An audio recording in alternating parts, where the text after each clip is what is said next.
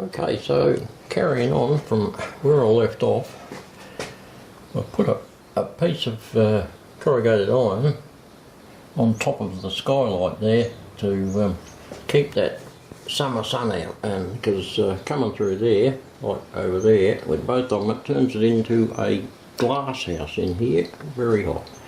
So I'll put another piece on top of that one, and when we're in here, if we can't see real well, we'll just put the lights on, which don't give off shite loads of heat.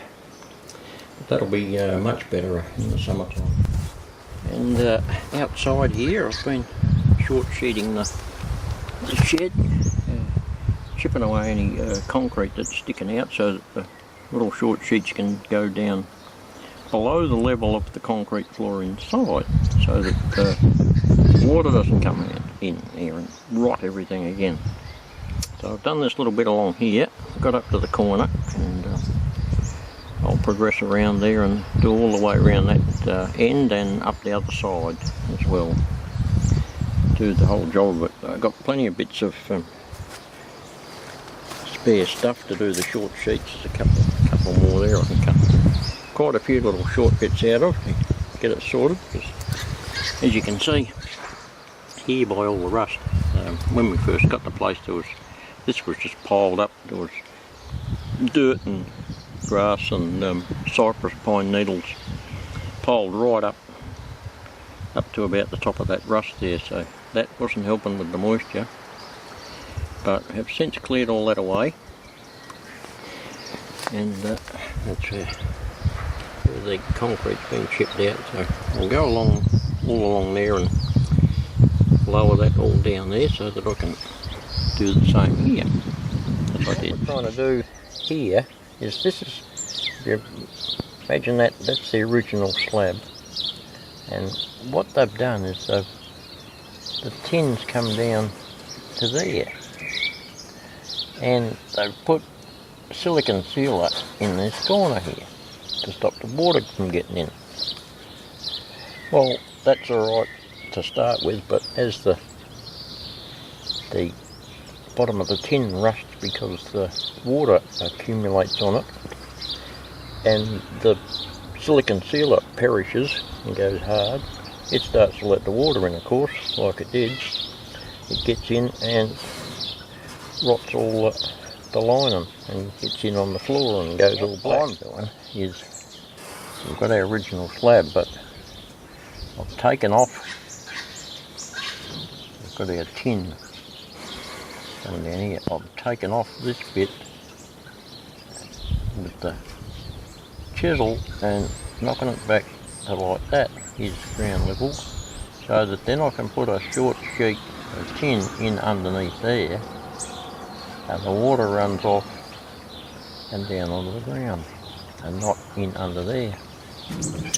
And if I paint all that, it'll seal it up, and because the water's not sitting on it, it's not going to go rusty.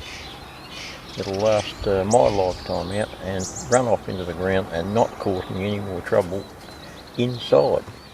You can see that bit there where I've been chiseling it out with the hammer drill, and even where the posts go there, where those little lumps are there, I've chiseled that down an inch or so to get rid of the concrete out of the way, so that you can put a short sheet down onto the top of that concrete so the water can run away.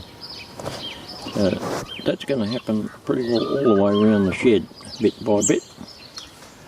Meanwhile, inside, I'm trying to get some trains running.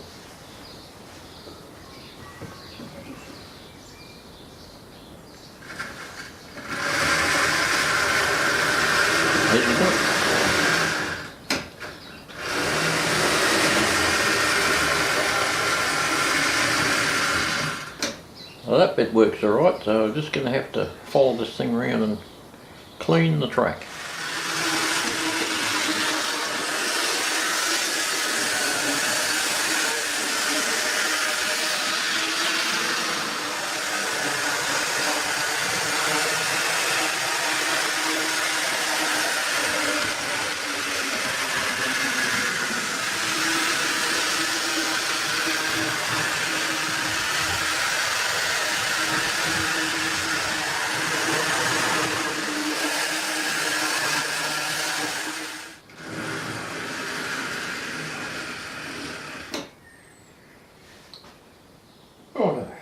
we can call that a success. We have a running alignment. Okay, as I mentioned in the last video, I said I'd put a proper switch block on there to plug the controllers into. Well, I've done that and screwed that onto a bit of board there and onto there. And I know you're going to say, why didn't you screw that directly onto the leg? Well, I always make stuff like this so that I might want to move it. So I've got it on that bit of board just in case I never need to shift it. But anyway, we've got that plugged in, 240 going in the back, and time to give it a test, I guess. Theoretically that loco will move.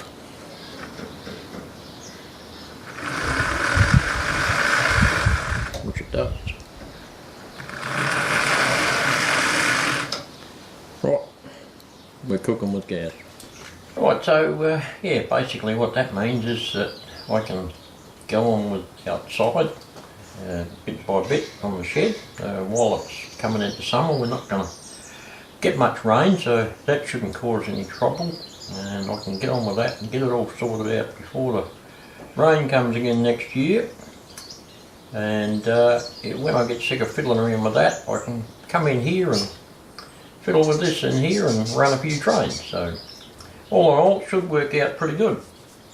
So we'll match all that in with what spare time I've got and carry on. So just a short video update, but there's more to come. We'll see you then.